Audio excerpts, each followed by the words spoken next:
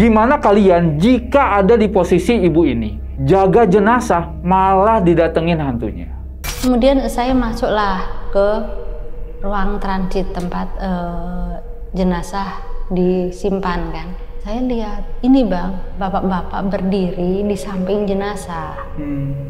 Dia menghadap ke jenazah. Jadi saya melihatnya itu dari samping. Datanglah itu keluarga, banyak kan. Dengan anaknya yang membawa foto. Saya lihat itu, ini foto almarhum ya Mbak ya, kata. Iya, ini foto papa saya meninggal. Berarti yang tadi menunggu jenazah itu siapa? Tapi benar-benar saya ngelihat dengan mata kepala sendiri bahwa bapak itu yang berdiri di samping jenazah. Halo Sobat Buntu, Assalamualaikum. Balik lagi dengan saya, CEO Jalan Buntu.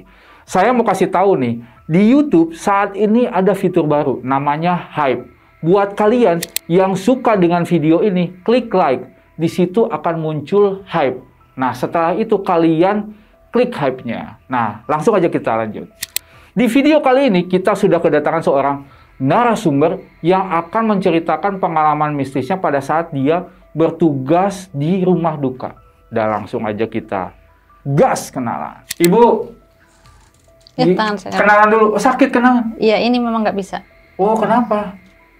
Nggak tahu ini. Oh, udah lama? Enggak sih, baru sekitar 1 bulan. Oh, kenalan dulu. Namanya siapa, Bu? Nama saya Yohana. Aslinya Yohana Rita atau biasa dipanggil dengan Yohana Melan. Oh, iya. Nah, Ibu Yohana ini tinggal di mana? Saya tinggal di Karawaci. Karawaci. Tadi sendiri ya ke sini ya? Iya, sendiri. Oke, kita pesan minum dulu ya, Bu ya? Boleh. Oke. Mbak, Ibu Yohana, kita tuh punya menu sajen Jalan Buntu. Mau minum apa? Teh aja deh, boleh? Teh aja? Iya. Boleh. Saya air putih. Makasih ya. Ibu Yohana, tadi kan sempat dengar sedikit cerita-cerita nih tadi pas lagi ngobrol ya. Sebetulnya Ibu Yohana ini profesinya apa sih? Profesi saya yang paling mendasar itu adalah seorang perawat jenazah, perawatan jenazah, pemulasaraan jenazah. Oh. Iya. Kenapa? Karena pemulasaraan jenazah itu kan panjang ya. Tidak hanya sesimpel itu, tapi panjang perjalanannya. Dari jenazah itu datang, kemudian dimandikan, kemudian dikasih baju, dirias, kemudian di ruang semayam. Seperti itu. Nah, Ibu tuh sudah berapa lama nih punya profesi seperti ini?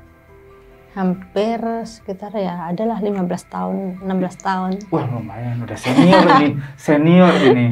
Nah, tapi di sini saya pengen bahas tentang tugas Ibu sebagai penjaga jenazah nih, Bu.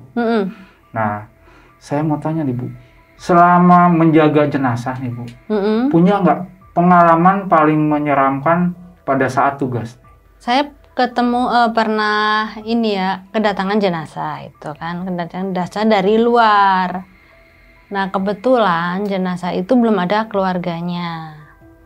Ditaruhlah di ruang transit. Nah, saya tunggu lama kok nggak ada, istilahnya tidak ada obrolan atau tidak ada pembicaraan, apa nggak ada keluarganya, gitu kan. Saya samperin jenazah, saya samperin di ruang transit. Nah, disitulah saya ada sosok bapak-bapak nih, tapi menghadapnya tidak langsung ke saya gitu ya, tapi dia miring, istilahnya menghadap ke jenazah itu. Tetapi dari samping saya bisa melihat wajahnya. Saya sapa kan si bapak itu, "Bapak sedang menunggu, Pak," kata saya. Tapi tidak ada jawaban. Nah, saya kan pikiran saya masih positif ya. Mungkin si bapak ini lagi fokus ke jenazah karena ditinggal atau bagaimana, sedih atau bagaimana. Kemudian ya saya tidak melanjutkan pertanyaan saya, takutnya saya malah mengganggu. Kemudian saya keluar, saya melaksanakan tugas yang lain. Nah, setelah sekitar 2-3 jam barulah keluarga yang lain tuh datang. Keluarga yang lain datang dengan anaknya membawa foto. dalam bingkai, itu kan foto. Saya masuk, saya kaget, loh kok si bapak ini bukannya ini yang menjaga jenazah tadi ya mbak, kata saya gitu. Enggak mbak, ini foto papa saya yang meninggal.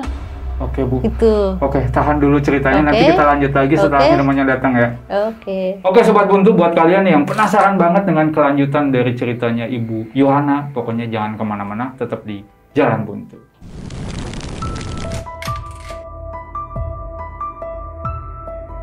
Selamat datang di channel Jalan Buntu yang akan menemani malam kalian.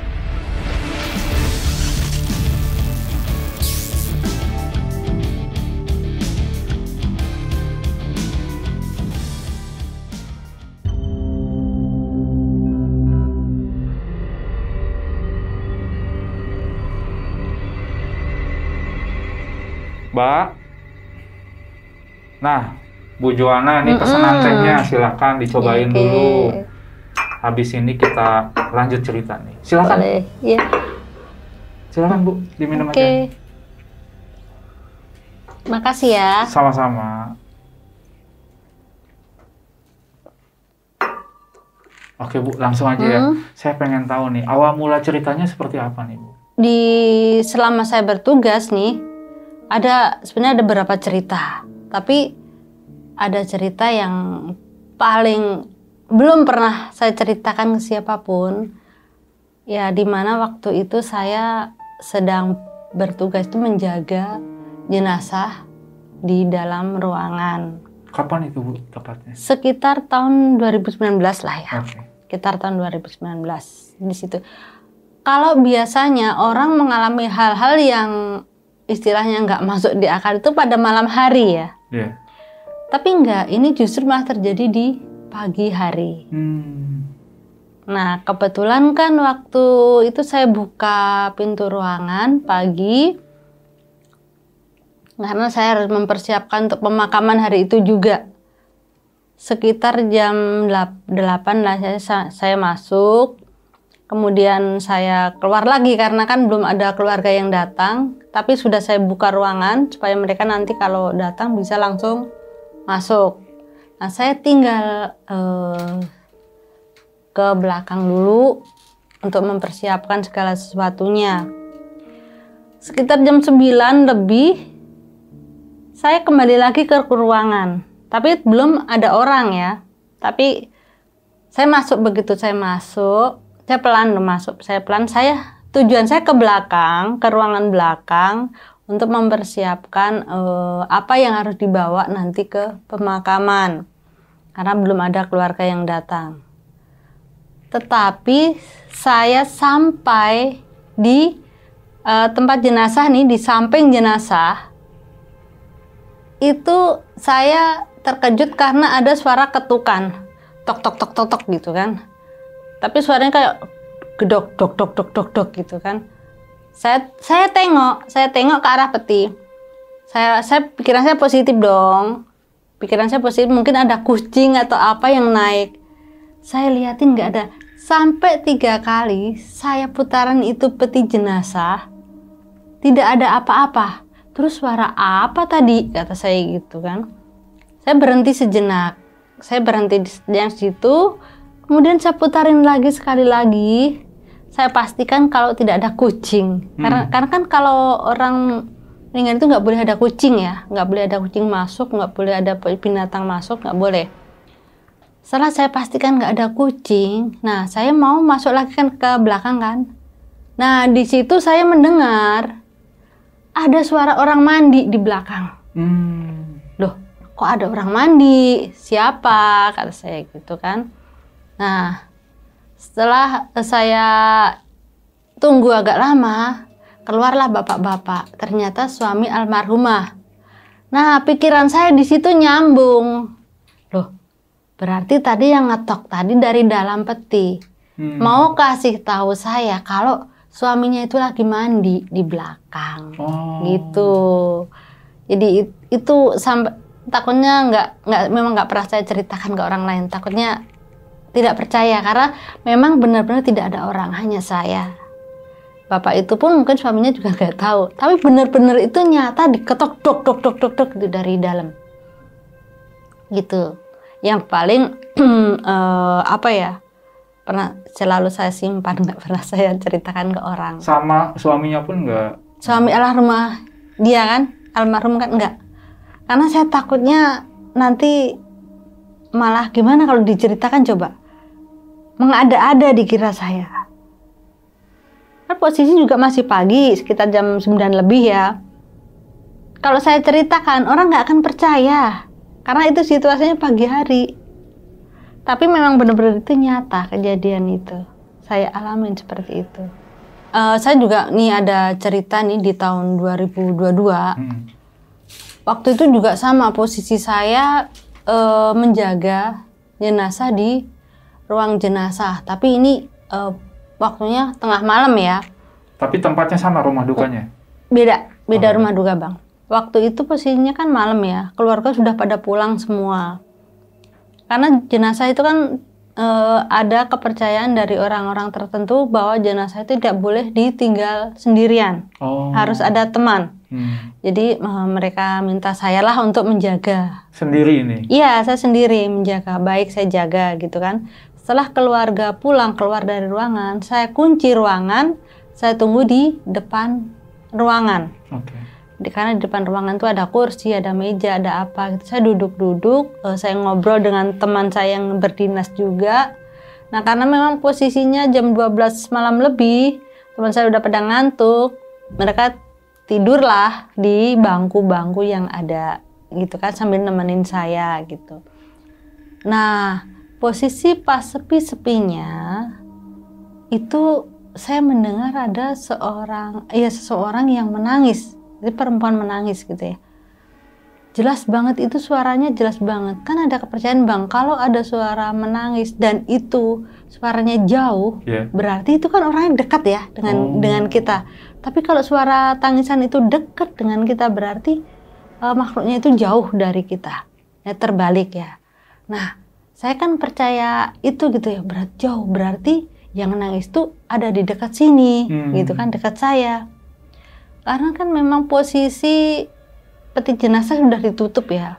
Saya bukalah ruangan, saya takutnya kan ada keluarga tertinggal di dalam gitu kan. Saya cek semua nggak ada.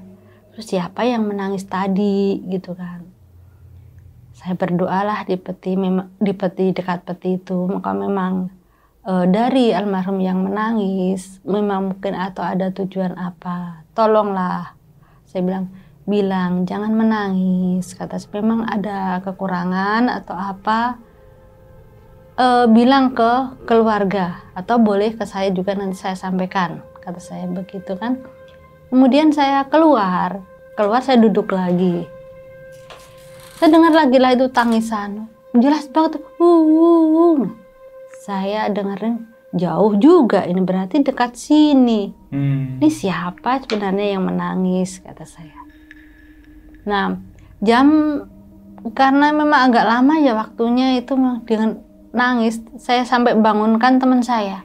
Kamu dengar orang nangis nggak? Enggak, katanya. Loh, kok saya yang dengar, katanya. Ada yang nangis. Kamu salah dengar kali, katanya gitu kan. Tapi saya nggak salah dengar, itu benar tadi ada perempuan nangis gitu. Nah, jam 4 pagi keluarga kan datang ya, karena pagi mau dikremasi.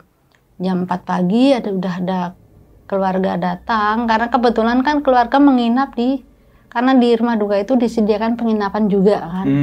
Ada penginapan agrianya juga. Menginap di situ jadi dekat, tinggal jalan. Nah, mereka bilang mau persiapan buat kremasi. Nah, jam 4 pagi itu saya tanya, Bapak, ada nggak kira-kira yang tertinggal dari almarhumah? Entah itu baju kesayangan atau apa yang mungkin belum dimasukkan ke dalam peti. Kemudian bapak itu, memangnya kenapa Bu? Pak, ada yang salah? Tidak ada yang salah Pak, cuma maaf, kata saya, tadi malam saya dengar ada yang menangis, tapi saya cari tidak ada. Saya takutnya itu almarhumah atau siapa ada barang yang ketinggalan atau ada keinginan yang belum tersampaikan, kata saya gitu kan. Nah kebetulan waktu itu ada istrinya juga, maksudnya istri si bapak itu gitu ya, bilang coba ya Mbak saya tanyakan dulu sama keluarga besarnya. Nah setelah agak pagi ya sekitar jam 6 ditanyain lah, kenapa, ada yang nggak ketinggalan nggak? Iya ada sweaternya yang belum kebawa. Semalam mau dimasukin mah ketinggalan di rumah, katanya gitu. Terus si ibu itu, terus Mbak memang iya katanya ada baju yang ketinggalan. Ya sudah Bu, bajunya dilipat saja, taruhlah di atas peti, nanti ikut di kremasi itu. Jadi baju itu akhirnya kan diikutkan di kremasi, tapi ditaruh di atas peti, tidak di dalam peti. Oke. Nah, setelah itu dikremasi, abunya ini kan tidak langsung dilarung si ibu ini, tetapi masih disimpan di ruang semayam itu karena mereka tambah hari. Nah, kenapa? Karena ada saudaranya yang dari luar itu belum datang. Paksa mereka nambah hari, tapi yang ada di situ hanya abunya. Abu ini karena mereka berkeyakinan kan mereka Buddhis ya, mereka Buddhis. Itu kan kalau ini kan ada sembahyang namanya sembahyang buah ya, ada buah-buahannya, ada makanannya gitu kan. Nah, itu kan mereka pakai hio. Nah, hio yang dipakai ini biasanya hio yang besar. Nah, saya pakai hio itu yang 12 jam. Berarti selama 12 jam dia nyala dong. Tetapi sudah saya nyalakan, nyala. Tapi beberapa saat kemudian mati. Saya kok bisa ya mati? Apa basah apa bagaimana? Saya takutnya kan hionya ini basah. Tapi saya lihat ini baru dibuka dari pekan, kata saya gitu kan. Tapi kenapa bisa mati? Kemudian saya nyalakan lagi dari api lilin. Mati lagi beberapa saat. Kemudian apa harus saya ganti ya? Saya bilang gitu kan. Karena kan saya ganti pakai hio yang lain. Sama juga, mati juga. Ini kenapa? Ada yang kurang atau apa ya? Saya lihat kan, ini sembayangannya sudah, buahnya sudah ada lengkap. Nah, tanpa saya saya lihat, oh ternyata uang koinnya belum dipakai. Uang koinnya belum dipakai, disopein lah ya kalau orang benteng bilang ya. Disopein, belum disopein ya tadi. Kemudian saya tanya sama keluarga ibu, tadi ini makanannya ditaruh jam berapa?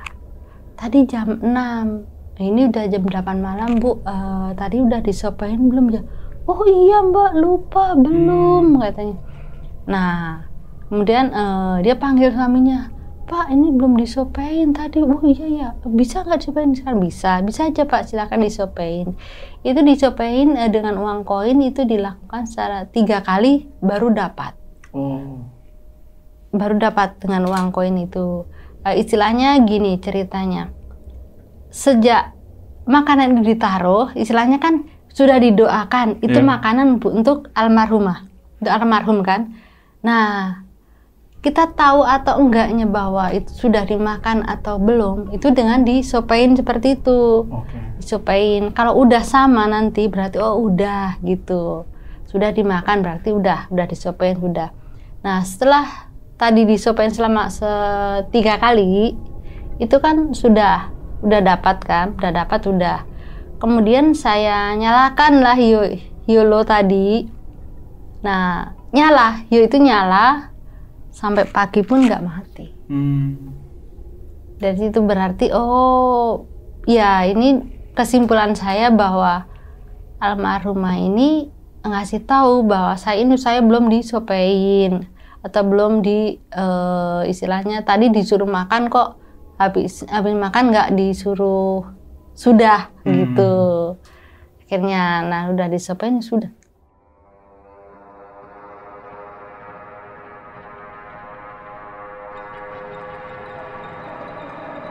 Di tahun 2023 nih ceritanya, ini ada cerita yang menurut saya, buat saya ini saya belum tahu artinya. Apakah saya hanya dikasih penglihatan atau ada sesuatu yang ingin disampaikan. Saya juga tidak tahu karena tidak ada interaksi sama sekali. Nah, ceritanya itu gini. Saya kedatangan jenazah seorang bapak dari luar. Tetapi waktu itu tidak ada yang mengantar, Bang. Hanya kami jemput dari rumah sakit. Itu karena yang kru yang jemput bilang keluarganya belum ada. Kita disuruh bawa dulu ke rumah duka. Katanya seperti itu. Oke, baik, bawa. Nah, setelah itu berarti belum ada keluarganya ya, Bang? Iya, belum. Kata yang tugas gitu kan. Kemudian saya tinggal karena belum ada keluarganya. Saya tinggal. Nah, lama kan kok sekitar 1 jam, 2 jam kok belum ada, istilahnya belum ada yang registrasi atau apa gitu kan. Kemudian saya masuklah ke ruang transit tempat jenazah disimpan kan. Nah, di situ saya lihat ini, Bang, bapak-bapak ya sebenarnya ya. Cuman kalau jenazahnya kan saya belum lihat karena kan ditutup kan. Saya ada bapak-bapak berdiri di samping jenazah. Nah, tapi pakainya rapi. Dia menghadap ke jenazah. Jadi saya melihatnya itu dari samping. Ya, dari samping, tidak tatap muka, tidak. Dari samping. Loh, saya bilang, katanya nggak ada keluarganya. Ada bapak-bapak, ada bapak yang nungguin, kata saya. Saya sapalah si bapak. Bapak lagi nunggu, kata saya. Tapi tidak ada jawaban dari si bapak itu. Si bapak diam. Pokoknya dia posisinya berdiri, nunduk, diam. Saya sapa pun saya tidak menjawab, tidak apa. Nah, karena posisi saya tidak mau mengganggu, akhirnya saya tinggal lah. Saya tidak punya pikirannya gimana kan, ya mungkin dia merasa bersedih, kehilangan orang yang disayangin atau bagaimana. Saya tinggal keluar. Saya tinggal ngobrol dengan teman-teman. Nah, sekitar 1 jam lebih lah. Datanglah itu keluarga, banyak kan. Mereka registrasi di depan. Nah, mereka mau masuk ke ruang transit dengan anaknya yang membawa foto. Saya lihat itu. Loh, itu kan foto si bapak, tetapi kan itu tidak terlontar dari saya, hanya dalam diri saya.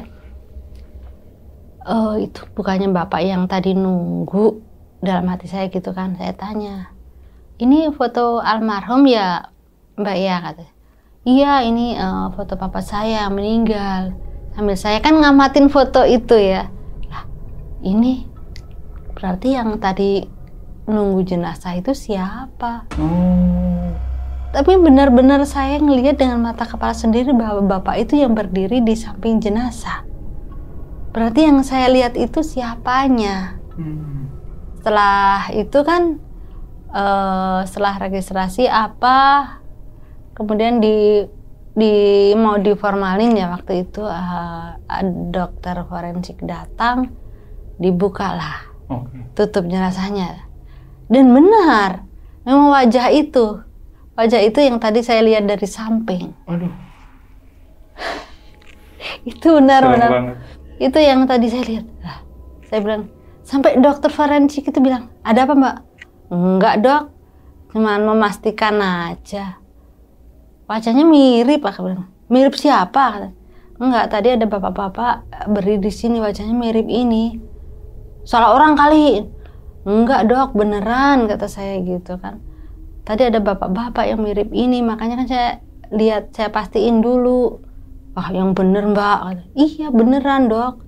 Jangan-jangan arwahnya tuh ngeliatin. Enggak tahu, kata saya. Dia tuh bener-bener dia, bener-bener itu. Saya hanya cerita itu sama dokter forensik. Karena apa? Ya, karena dokter kan tiap hari nanganin juga seperti itu kan. Takutnya kan saya dikira apa gitu, berbohong atau apa. Tapi memang enggak. Memang iya. Dokter sendiri, ya mungkin bisa juga, Mbak, itu almarhum yang ada di situ, ngeliatin Mbak atau gimana. Karena kan ya namanya orang baru meninggal kan masih ada di sini Mbak, kata dokter forensik begitu. Ya iya sih dok, kata saya, memang iya. Tapi ada tujuannya enggak ya kira-kira, kok saya bisa melihat itu sedangkan keluarganya enggak. Ah kalau itu nggak tahu deh Mbak, katanya begitu. Nah setelah itu kan setelah dimandikan kan dibawa ke ruang semayam tuh. Tapi sampai hari H dimakamkan nggak ada kejadian apa-apa. Oh. Hanya itu.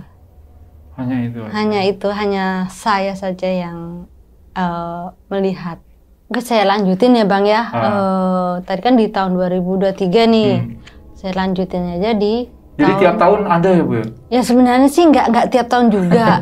Kalau mau dirunut nih Bang, kalau mau dirunut dalam 1 tahun itu sebenarnya beberapa kali. Cuman mungkin hal-hal kecil sih nggak terlalu istilahnya nggak terlalu mencolok gitu ya, nggak terlalu apa gitu kan. Jadi yang Ibu ceritain ini yang paling membekas itu ya? Yang paling ada di hati saya aja gitu, karena kan kejadian ini juga nggak setiap orang mengalami gitu kan. Nah ceritanya itu di awal, bukan awal sekali ya, pokoknya di tahun 2024 awal, kalau nggak salah bulan Maret lah ya, Februari Maret.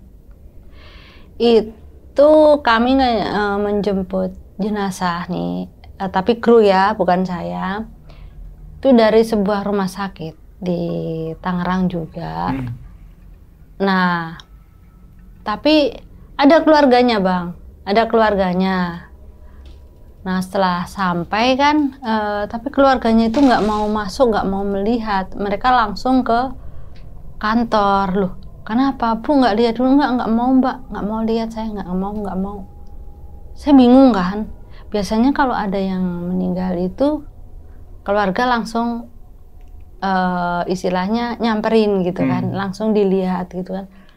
Kemudian saya tanya sama petugas tadi yang jemput, Bang ada apa sih kok keluarganya nggak mau lihat, kata saya gitu kan. Gua nggak ada apa-apa, terus kok keluarganya kayak nggak mau lihat, itu kenapa? Ada teman saya yang satu lagi gitu ya, memang dia suka istilahnya suka apa yang ngebanyol, suka ngerjain temennya gitu kan. Pengen tahu. Iya kenapa Bang, kamu buka deh katanya.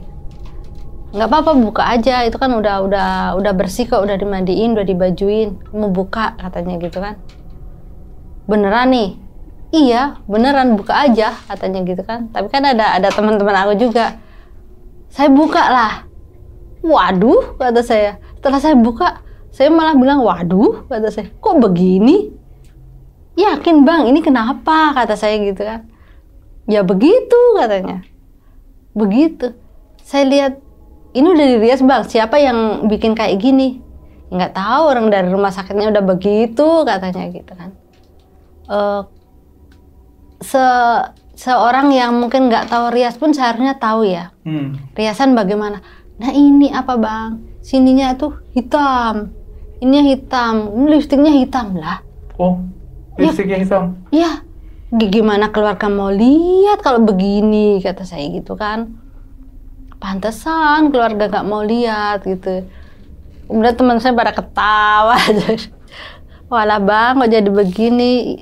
Ada teman saya yang teman saya udah almarhum ya, sekarang teman saya itu nanti di ini aja itu rambutnya dibenerin terus diganti makeup. Oh iya Bang kata saya, iya nanti saya ganti gitu kan. Saya amatin kan. Saya amatin itu jenazah. Kok begini ya? Dalam hati nih ya. Seorang yang nggak tahu make up pun kalau istilahnya naruh lipstik juga nggak mungkin dah hitam begini, kata saya. Tapi ya sudah gitu kan. Sambil saya ini, tapi kok saya lihat gitu. Loh, kok ibu menangis dalam hati saya gitu kan. Dia keluar air mata Bang di sini. Keluar air mata, bener-bener air mata. Saya tanya, ibu kenapa menangis? Kata, ibu jangan menangis ya, kata saya. Nanti makeup ibu saya ganti.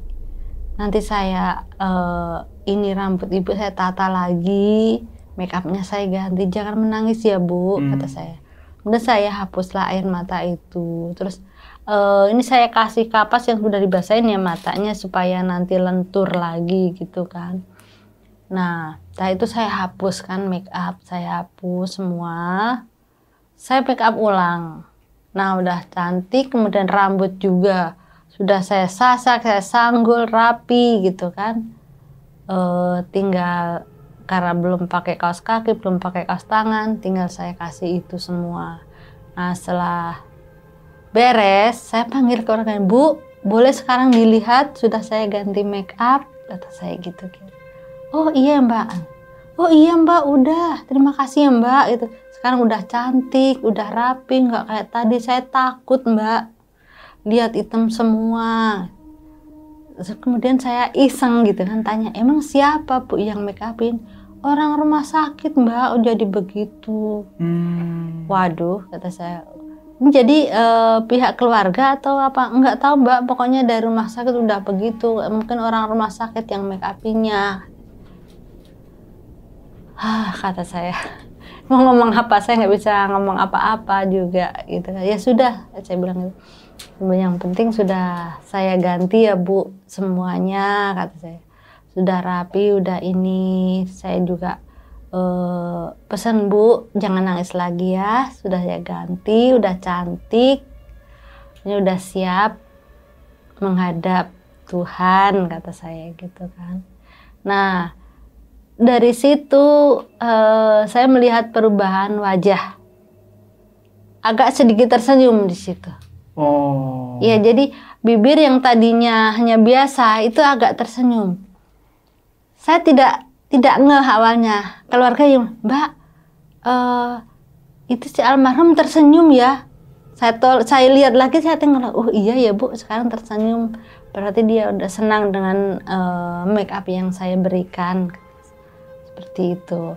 Kadang-kadang ya, jenazah itu walaupun mereka sudah nggak ada, tetapi kan jiwanya masih ada di situ.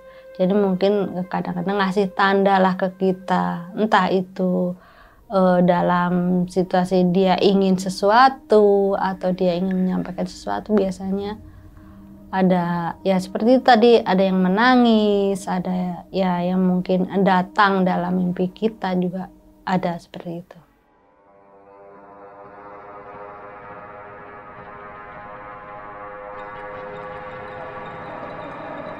Ibu, tadi kan udah cerita nih, ada sekitar 5 cerita yang membekas istilahnya ya di hatinya Bu Yohana ini. Ada nggak Bu, dari setelah proses semuanya selesai ini, yang bisa dibilang diikuti atau Ibu tuh dihantuin atau didatangin kembali dari jenazah-jenazah yang sudah Ibu jaga nih? Ada. Banyak sih ya seperti itu. Tetapi ada beberapa yang sangat berkesan di saya gitu, karena memang dia benar-benar hadir dalam mimpi saya. Ya ada, itu ada seorang bapak ya. Bapak-bapak itu dalam mimpi saya, dia datang ke saya, tapi tidak berbicara ya. Dia hanya mendatangi saya. Dia pakai jas, dan saya juga ingat itu jas yang dipakai waktu dia nggak ada gitu, waktu dia meninggal. Dia datang ke saya, dia hanya tersenyum. Dia tersenyum lihat saya, dia tersenyum. Ada apa Pak? Saya sapa kan. Saya sapa, ada apa Pak? Kata saya. Dia nggak berbicara, nggak. Cuma dia menggelengkan kepala. Dia senyum lagi. Ada apa? Bapak mau kemana? Dia tidak menjawab, hanya dia tersenyum. Nah, dia tersenyum, itu saya kan bingung ya, ini Bapak kenapa? Ini Bapak kenapa? Waktu itu saya belum ngeh kan, kalau itu yang pernah saya urusin juga, pernah saya jaga gitu kan. Saya nggak ngeh di situ. Ini Bapak kenapa? Kok senyum-senyum nggak mau bicara gitu kan? Terus kemudian Bapak itu seperti dalam mimpi saya itu, Bapak itu dia tersenyum ke saya, dia ngelihat ke saya juga lihat si bapak itu aja, ada apa Pak? Kemudian dia hanya berdiri, dia membungkukkan setengah badannya, terus dia tegak lagi, dia balik badan, pergi dari saya. Itu dia hanya mengucapkan terima kasih. Nah, paginya saya cerita ke teman aku, ya yang tadi yang suka iseng sama saya ya. Bang, tadi malam kok saya mimpi si bapak itu ya. Si bapak yang mana? Yang itu yang di ruang karena memang nggak tahu si bapak itu datang tapi nggak ngomong. Nah, saya bilang gitu kan. Dia cuma senyum-senyum, kemudian dia membungkuk, terus dia balik badan pergi, Bang. Oh, dia hanya ngucapin terima kasih kali sama kamu, katanya. Oh iya ya Bang, tapi nggak apa-apa kan Bang hari itu, nggak apa-apa kayak gitu, katanya. Hanya ini aja yang mungkin dia ngucapin terima kasih. Sebenarnya banyak yang ngucapin terima kasih sama kamu, cuman kamunya aja nggak ngeh, katanya. Oh gitu. Iya, karena memang teman saya itu kan dia lebih bisa mengerti ya daripada saya gitu. Jadi kadang saya memang kan cuman kalau yang lain nggak saya ceritakan gitu. Kalau kejadiannya, kalau ini saya ceritakan kan, karena kan saya tidak tahu tujuannya si bapak itu datang apa. Kata teman saya itu cuma terima kasih katanya gitu. Oke. Nah ini tuh bapak yang tadi itu yang berdiri di depan jenazah itu ya, yang keluarganya bawa foto tadi ya Bu ya? Oh bukan, itu lain. Oh lain, ini bapak yang mana? Ini bapak-bapak yang satu lagi, sebenarnya bapak-bapak banyak ya. Tapi bukan yang bawa foto. Oh bukan. Bukan, itu udah lain lagi. Tapi sebelumnya Ibu mengurus jenazah beliau? Iya, memang dulu saya mengurus beliau itu udah lama itu nggak tahu tahun berapa juga. Tapi ya mungkin ya mimpi juga udah agak lama sih itu. Saya ceritakan juga sama teman saya itu. Nah, setelah saya mimpi itu beberapa hari kemudian ada seorang ibu-ibu yang mencari saya. Nyari saya di rumah duka, dia datang ke rumah duka. Oh, mau cari Mbak Yohana ada nggak? Ada Bu, di belakang. Nah, dipanggillah saya. Ada apa Bu? Katanya, mau ketemu saya. Oh, Mbak dulu ya yang ngurusin suami saya. Yang mana ya Bu? Saya kan bingung ya. Yang mana ya Bu? Katanya. Iya, yang dulu, yang gini. Saya dek gitu, apa yang ada dalam mimpi saya itu, si bapak itu, gitu kan. Karena saya bilang ke ibu, Bu, yang saya urusin kan banyak ya Bu, yang mohon maaf ya Bu kalau lupa, kata saya gitu kan. Iya nggak apa-apa Mbak, saya cuma mau ngucapin terima kasih gitu.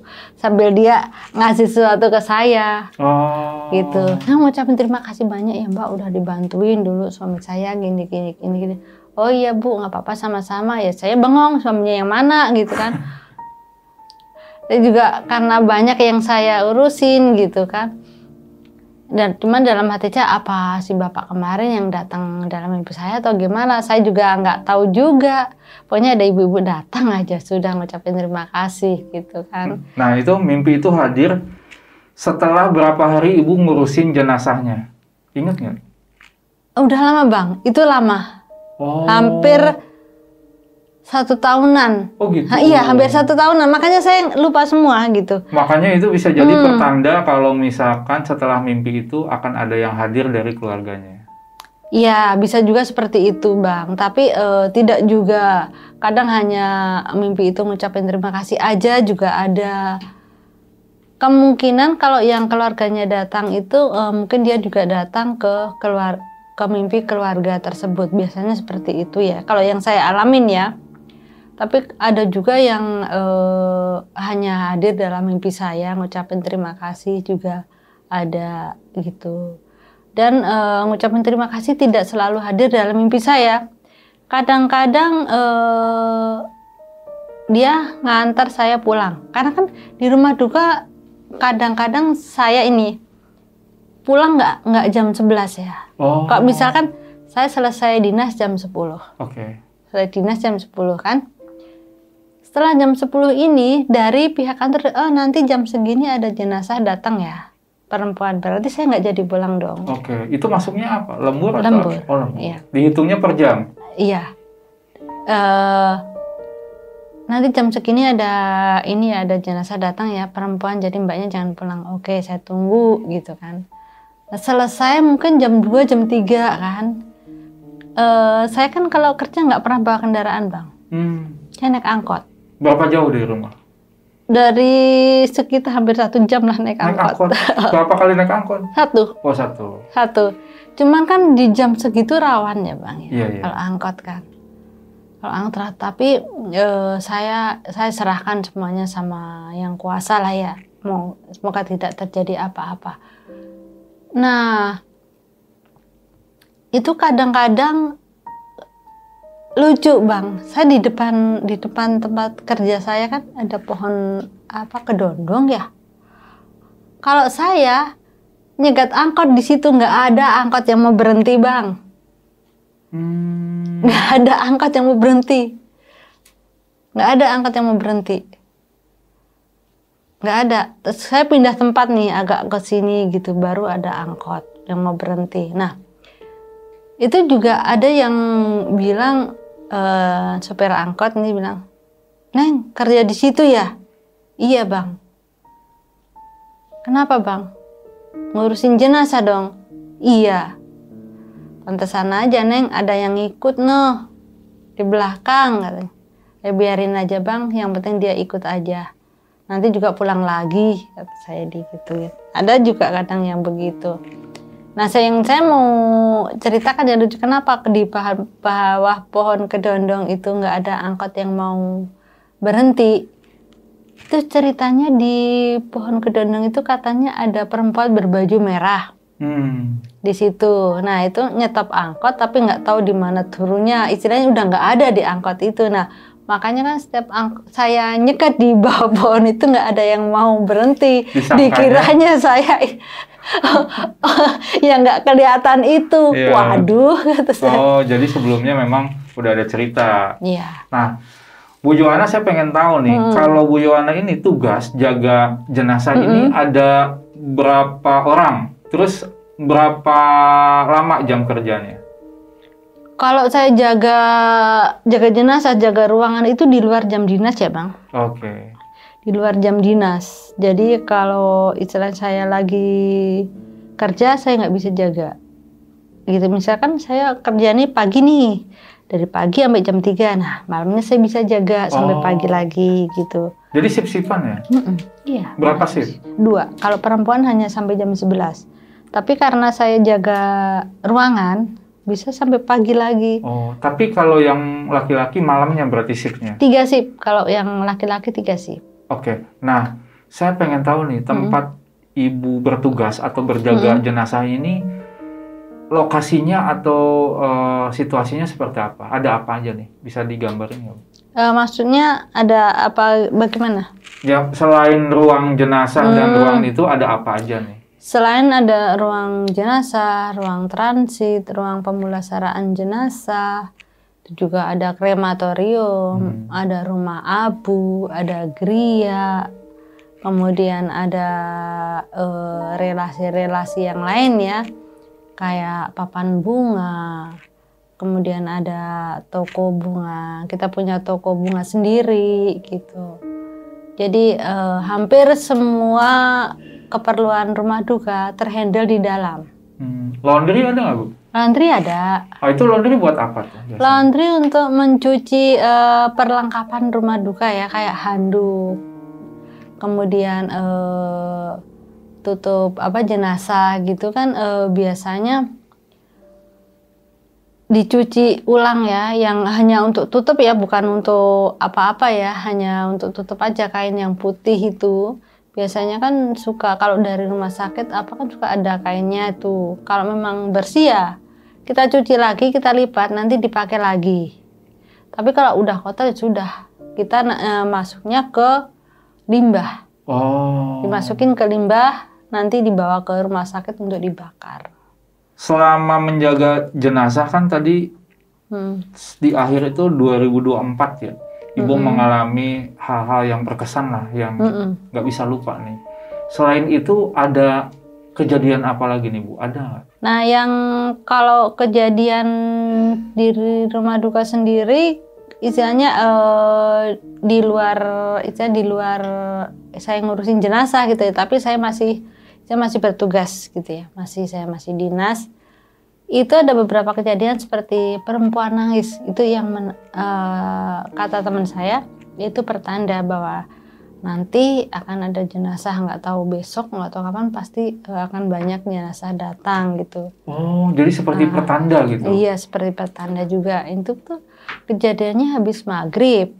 Saya baru setrika daripada saya nganggur, saya setrikalah handuk-handuk itu banyak karena petugasnya kan cuma sampai jam 4 sore. Nah, saya setrika, pas saya nyetrika sendirian, kok ada suara nangis. Dari mana? Perasaan nggak ada jenazah datang gitu kan. Saya cabutlah setrika, saya datang ke ruang jenazah. Saya lihat di ruang jenazah kosong, nggak ada siapa yang nangis tadi, gitu kan. Dia benar-benar nangis itu. Kemudian ada teman saya yang suka saya tanyain itu kan, Bang, tadi kan saya setrika di sini, maka tadi ada yang nangis Bang di ruang jenazah katanya gitu. Kata saya gitu, kamu sih jam segini ngapain juga kamu di sini, depan sono. Nah, saya kan lagi setrika Bang, kata saya gitu. Udah, nggak apa-apa, itu cuma nandain aja, mungkin besok mau ada yang datang katanya. Oh gitu ya Bang. Iya, makanya jam segini jangan di sini, depan sono aja, jangan di belakang katanya, biarin itu mah urusan orang laundry, bukan urusan kamu katanya gitu. Nah, saya kan istilahnya daripada kita nganggur ya, nggak ada ini ya, aku kerjain dah apa yang bisa aku kerjain, tapi malah ngedenger yang seperti itu. Tapi besoknya benar tuh, banyak yang datang jenazah. Ya, awalnya 1, terus nanti siang 1, kadang malam 2 gitu. Rame. Oh, jadi tanda-tanda akan banyak jenazah yang datang itu selalu diawali dengan suara menangis. Perempuan menangis. Iya. Dan itu yang mendengar nggak cuma ibu aja. Udah. Iya, sebenarnya banyak teman saya yang mendengar, cuman mereka nggak mau cerita. Baru saya tahu setelah saya ngalamin, baru mereka cerita gitu. Oh, saya udah sering begitu, itu kan nandain kalau mau datang jenazah. Kenapa nggak pada bilang, kata saya gitu kan. Iya, biar kamu ngalamin sendiri katanya gitu. Baru ya saya ngalamin sendiri ya memang. Terus ada kejadian mistis apa lagi nih Bu? Ya sebenarnya ini kesalahan, entah kesalahan siapa ya. Waktu itu ada kami nerima jenazah bayi. Bayi itu benar-benar bayi ya, aduh. Sebenarnya nggak tega ya sebenarnya ya, karena memang bayi itu kan masih suci ya, masih ini. Benar-benar bayi. Mau saya mandikan kan, biasanya pakai bak bayi itu kan saya mandikan. Saya tanya dulu sama keluarga, Bu, ini mau dimandikan atau mau dilap saja? Pak, bisa dimandiin nggak? Bisa Bu. Kalau bisa dimandikan aja ya Bu. Oh iya, saya mandikan. Saya mandikan berdua sama teman saya. Ini sore ya, habis maghrib lah, jam 7, jam 8. Saya mandikan bayi itu kan. Bayi saya mandikan di bak bayi itu. Kita mandikan pakai bak bayi itu juga, pakai air bersih, pakai ini kita mandikan juga. Kita urus, kita ini udah selesai karena memang bayi kan kecil ya. Udah selesai. Nah, sama temen aku, air bekas mandi ini diangkat lah, dibuang ke belakang rumah duka di bawah pohon kelapa, disiramin lah di situ. Saya bilang, dia tanya, airnya kamu kemana ya? Saya buang di sana. Waduh, kata saya, karena jangan kamu buang di situ, kata saya. Ini kan udah ada tempatnya sendiri buat buang air yang bekas mandikan jenazah kan, itu kan ada tempatnya sendiri, aku bilang kan. Ih, udah saya buang di bawah pohon kelapa. Ih, sembarangan kau, kata saya gitu. Jangan sembarangan, kata saya. Nah, kenapa? Kenapa saya bilang sembarangan? Karena di bawah pohon kelapa itu sering ada anak kecil main. Saya sering ya dengar kan kalau tengah malam kan kadang-kadang namanya saya kan tengah malam juga kadang-kadang disuruh datang gitu kan. Mandiin ya Mbak jam segini, jam 1 malam bisa datang gitu kan. Nah, kok suara anak kecil pada main nih jam segini, anak siapa kata saya gitu kan. Saya datanglah ke belakang, nggak ada. Dan saya teman, kenapa ke belakang katanya.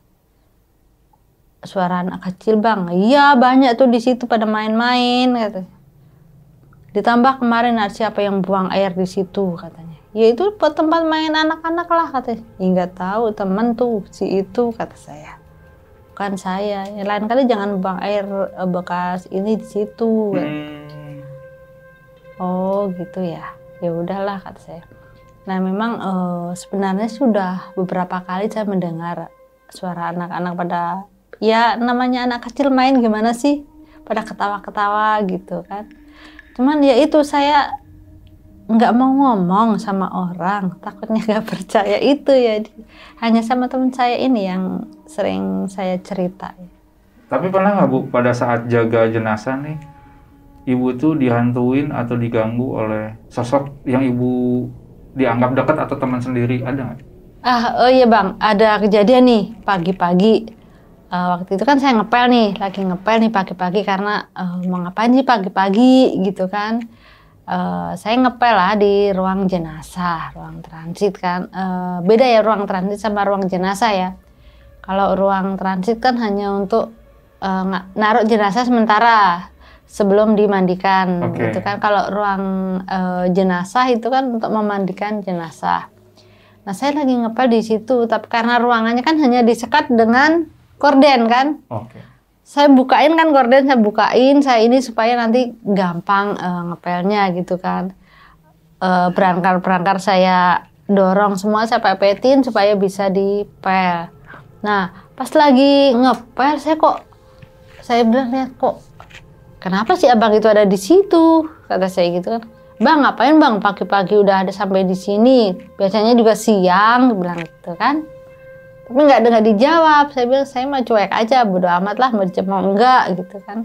Nah setelah saya selesai ngepel, saya keluar ketemulah sama si abang itu. Loh bang ngapain bang tadi berdiri di pojokan pakai topi diem aja?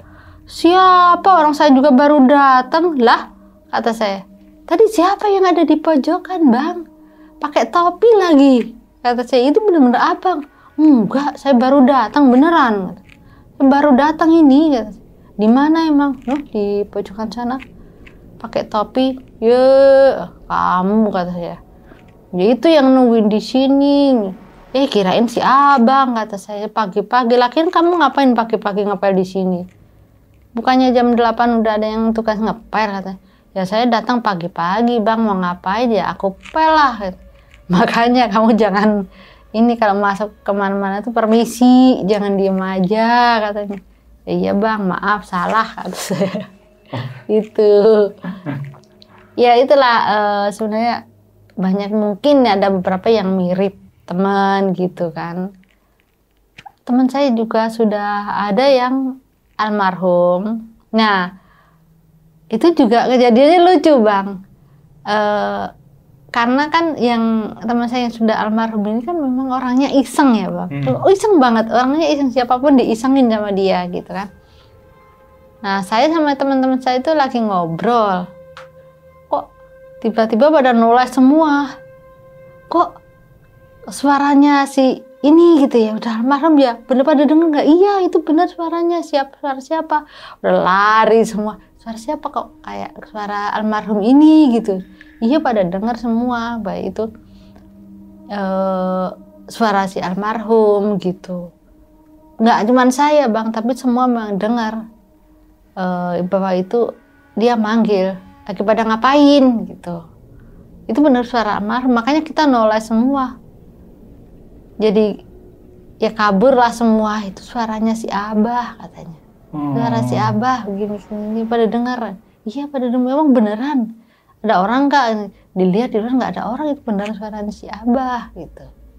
Karena memang yang teman saya yang sudah almarhum ini memang dia sakit, tetapi sakitnya ya biasa lah, sakit biasa katanya gitu. Cuman dia pernah bilang sih sama teman saya, ngobrol sama teman saya perempuan juga, memang akrab gitu ya. Bilang anak-anak saya masih kecil-kecil, gimana nanti ya kalau saya nggak ada gitu. Nah nggak taunya nggak lama kemudian memang dia nggak ada.